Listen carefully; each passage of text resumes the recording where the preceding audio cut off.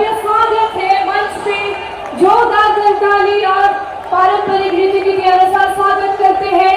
माननीय प्रधानमंत्री जी, आपका उड़ीसा आभार प्रकट करता है। आपके दिल के करीब है हर एक उड़ियावासी।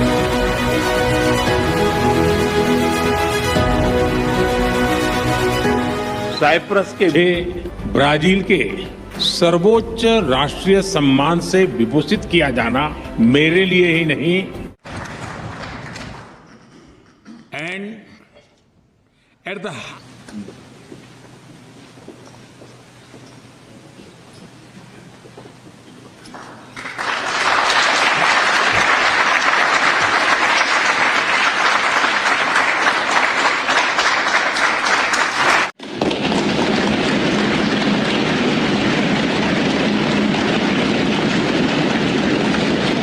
इंडियंस।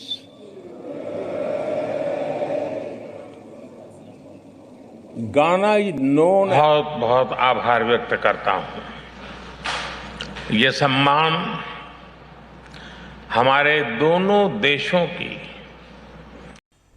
मित्रों, ऑपरेशन सिंदूर के बाद भारत के हथियार और उनकी टेक्नोलॉजिकल सुपीरियरिटी देख ट्रंप और अमेरिका की पूरी हथियार इंडस्ट्री सकते में थी। ट्रंप ने भारत और ब्रिक्स देशों को धमकाने की काफ़ी कोशिश की, लेकिन ब्रिक्स सम्मेलन में भारत का दबदबा और मोदी के निजी जलवे और उनके ब्रिक्स देशों से निजी संबंधों को देख ट्रंप की सारी हेकड़ी निकल गई है। ब्रिक्स देशों में द्विपक्षीय समझौते जो हुए हैं, विशेषकर भारतीय हथियारों को लेकर और व्यापार संबंधी, उससे ट्रंप की सारी हेकड़ी निकल गई है और उसकी टैरिफ बढ़ाने की धमकी है वो फिसड्डी साबित हुई। भारत पर टैरिफ लगाने की अमेरिका की औकात नहीं है, ये पूरी दुनिया ने देख लिया। वीडियो को लाइक करिए, शेयर करिए, सब्सक्राइब करिए। धन्यवाद। हम ट्रंप के सबसे बड़े डर और उससे निपटने के लिए उठाए गए कदम की खबर से शुरुआत करते हैं। इस वक्त ट्रंप को डॉलर के सबसे बड़े दुश्मन ब्रिक्स देश नजर आ रहे हैं। ब्राजील, रूस, भारत, चीन और साउथ अफ्रीका की अगुवाई वाले ब्रिक्स में अब सऊदी अरब, यूएई, ईरान, मिस्र और इथियोपिया भी जुड़ चुके हैं, जिससे अब यह ब्रिक्स 10 बन चुका है। इस लिहाज से ब्रिक्स देशों में अब दुनिया की 46% आबादी रहती है। दुनिया का 40% से ज्यादा तेल उत्पादन ब्रिक्स देश करते हैं। दुनिया की जीडीपी का 28% इन्हीं देशों से आता है। और अब ब्रिक्स में डॉलर के मुकाबले वैकल्पिक मुद्रा की चर्चा तेज हो गई। इसीलिए डोनाल्ड ट्रंप ने ब्रिक्स देशों पर 1 अगस्त से 10% एक्स्ट्रा टैरिफ लगाने की धमकी दी। ट्रंप ने ब्रिक्स पर अमेरिकी डॉलर को कमजोर करने की कोशिश का भी आरोप लगाया। ट्रंप मानते हैं ब्रिक्स अमेरिका को नुकसान पहुंचाने और डॉलर को कमजोर करने के लिए बनाया गया।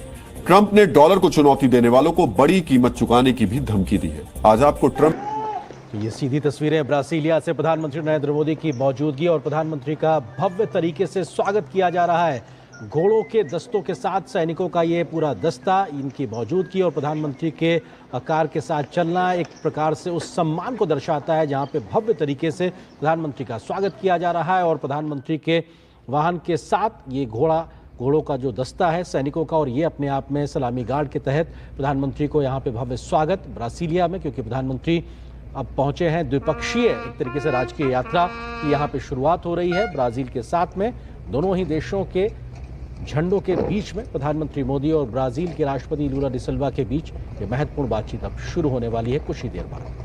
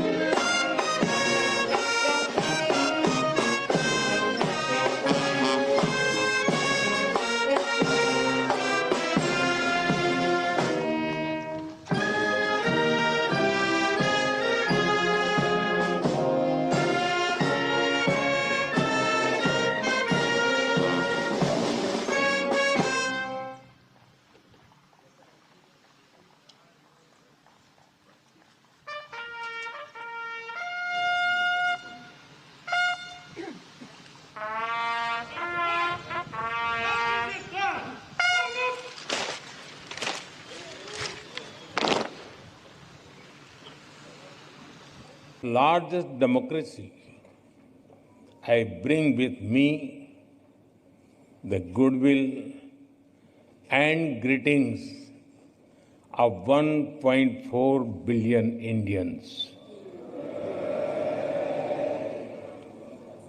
Kamla, Bihar ki beti, speaking to the Indian community. You have doubled. Prime Minister Modi shared that the country's prime ministers and sisters were from Buxar in Bihar, and she has even visited the place. प्रधानमंत्री कमला जी के पूर्वज बिहार के बक्सर में रहा करते थे। कमला जी स्वयं वहां जाकर भी आई है। लोग इन्हें बिहार की बेटी मानते हैं। Prime Minister Modi gifted Bharat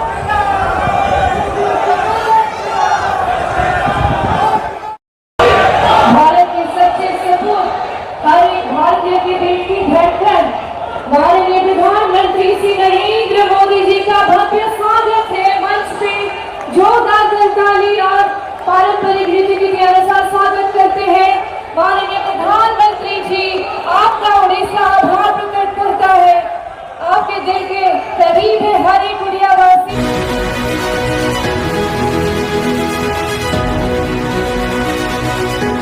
Cyprus के भी ब्राजील के सर्वोच्च राष्ट्रीय सम्मान से विभूषित किया जाना मेरे लिए ही नहीं, I have the honor to confer the honor of Most Asian Order of Velvicia Milbels to Honorable Mr. Narendra Modi, Prime Minister of the Republic of India, who has significantly contributed to socio-economic development and the promotion of peace and justice in Namibia and globally.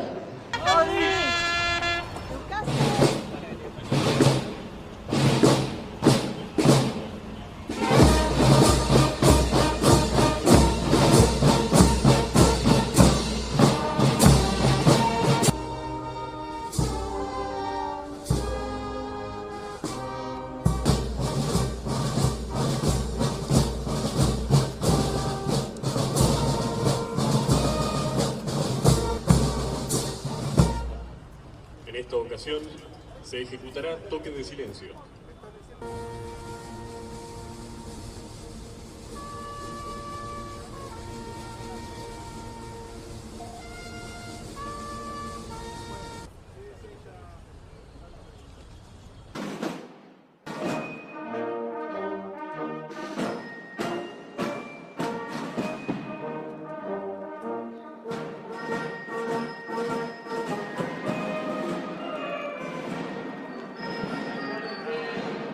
Indian Prime Minister Narendra Modi received a warm welcome in Buenos Aires on July 5th as he met with Argentina's President Javier Milei at the historic Casa Rosada. The leaders greeted each other with smiles and posed for official photographs before holding bilateral talks with their delegations. Stepping out onto the balcony, Modi and Milei waved to a crowd of supporters gathered outside the presidential palace. Later, Prime Minister Modi visited the monument to the Liberator General San Martin, laying a floral wreath in a solemn tribute. This visit highlights India's growing diplomatic outreach in Latin America and efforts to deepen economic and political cooperation with Argentina.